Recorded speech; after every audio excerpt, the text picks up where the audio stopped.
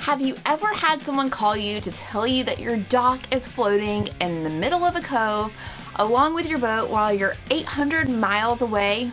No? Lucky you. I'll finish that story here in a bit. So Lake Lanier is a magical place, and in fact the lake gets over 10 million visitors every single year. And if you're lucky enough, you may even decide to choose to call Lake Lanier home like I have myself. So we have been residents of this lake for over 7 years, ever since we moved up here. And throughout our time of ownership, I've learned quite a few things, and some are very surprising. I'm Sarah Maslowski with KeyPoint Homes Group. My team and I help clients buy and sell on Lake Lanier.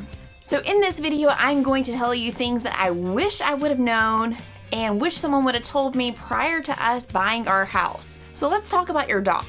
Ever heard the term being up the creek without a paddle? How about having your dock underwater? Yes, that is a thing, especially during the winter months, during periods of heavy rainfall. So if you've watched this video and everything you need to know about having a dock on Lake Lanier, so you know you're going to have to manage your dock by bringing it in and out along with the rise and fall of the lake. Have no clue what I'm talking about? Make sure you watch that video. And long story short, Lake Lanier has floating docks. They are not fixed docks on piers, but rather on large floats.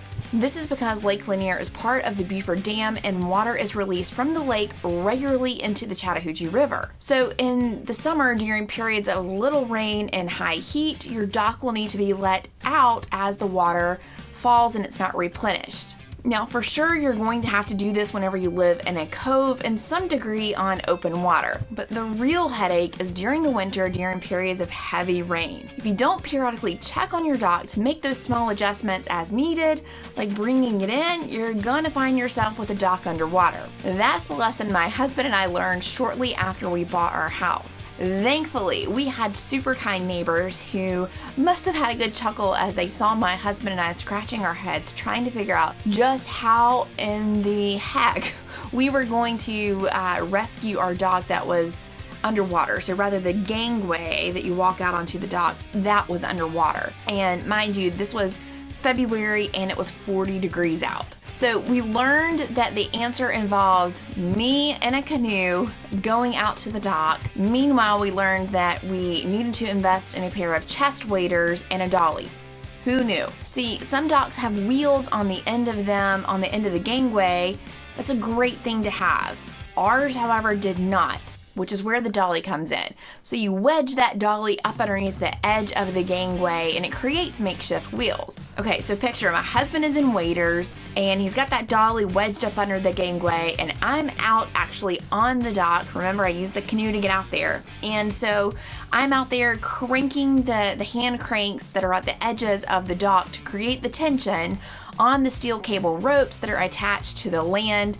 And so that tension then, along with the wheels at the end of the gangway, is bringing that dock into the shore. So this was a fixable problem, and yet one that we didn't want to have to do too often. It's a headache. And who wants to get in waders into a cold lake when it's 40 degrees out in February? So we learned that the way to prevent this was to be mindful of the rainfall, periodically go down to the dock, even during the winter months, and use those hand cranks to stay on top of the rising lake levels during periods of heavy rain. Now, some short-term solutions are placing a board from the bank of the lake to the gangway that's not underwater. So the first time we found ourselves in this predicament, well, it was way past the point of being able to put a board out there. We needed the waders. So prior to us buying a lake house, we actually rented a house for a year on the lake to kind of get our bearings and figure out where we wanted to be. And that Christmas, we were visiting family in Indianapolis and we got a phone call from a neighbor and it says, you know, hey, I think your dock is out there floating in the middle of the cove along with your boat. Is that your boat? And they described it to us and I was like, oh, beep. Yes. That was our dock, that was our boat, and we're 800 miles away. What are we gonna do?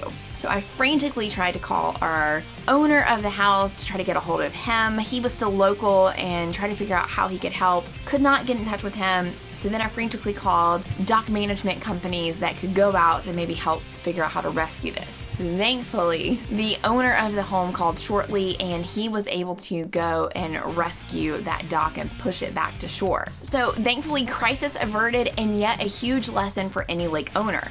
Do a periodic check to make sure that the cables are secured and that the cranks, or if you have a dock that has poles, are positioned tightly. Now we do this regularly, but if you're a second home owner or investment property owner, or simply don't want to have the hassle of doing this dock management, there are dock management companies that I mentioned before that you can hire that will come do this regularly.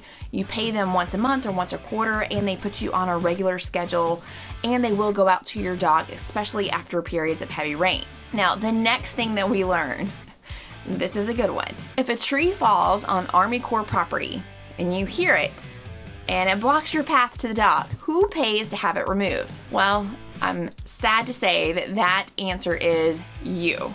Yes, that's right. If a tree falls, even if it's not on your property, if it's on the Army Corp property, but it's on your path to your dock or inhibits access to your dock, heck, even if it falls on your dock, well, the responsibility to clear it and repair anything falls on you. Frustrating, right? We learned this lesson 2 years into our lake home ownership. A big storm came through, many trees completely fell, blocking the path to our dock and creating, frankly, a huge mess. Now, thankfully, they didn't fall on our dock or boat itself, and luckily our house, but man, what a headache it was during this process that we learned that, one, the Army Corps of Engineers would not remove the trees, and we quickly learned how much tree removal was and decided to make this a DIY project. My husband was secretly thrilled because he had a great excuse to buy a new chainsaw. I was not thrilled with the weekends of work that it took to remove those trees. It also damaged the electric going down to the dock, so that was another headache that we had to deal with. So another great lesson learned. You as a lake homeowner are responsible for all things dock related, and the Army Corps of Engineers is responsible for nothing.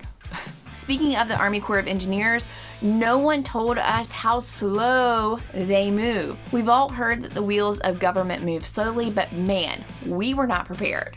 Now, mind you, I was not in real estate at the time, and unfortunately, we made the mistake of using an agent who was not familiar with lake property. Oh, of course, she said that she was experienced, and in hindsight, I would have loved to have someone telling me all of these things that I've since learned from buying a lake house. When you buy a home, you're going to complete paperwork that's going to transfer that dock permit into your name as the new owner. We did this shortly after completing our purchase. We mailed the documents off and we waited. And if you're anything like me, that's when you start making phone calls. And surprise, they did not answer. I left messages, and they would return these messages weeks later, and of course they called when I was working. Of course it went to voicemail. They would leave a voicemail, very nice and kind, and ask for you to call back. And then the cycle would repeat over and over again. I finally found our ranger's phone number and had better luck with an email, and they would respond to that somewhat more quickly, and they told me that they were working on it. 7 months later did they finally do their full site visit, and it wasn't until a full year from the time that we started this process that we finally received our dock permit. Now, I've since learned that this is not a unique experience. This is the norm. It takes a year, sometimes longer. So buckle up and settle in, and don't panic like I did. It will eventually happen, and I suppose having some persistence and checking in on the process never hurts anyone, but boy, did I waste a lot of time and worry trying to get a hold of them. Now, these are just a few of the things that I wish my real estate agent would have told me before buying on Lake Lanier. Thankfully, I'm not that realtor, and I love helping people buy and sell on the lake. So if you're considering a move, reach out. My team and I would love to help. What do you wish someone would have told you before buying your lake home? Let me know in the comments below.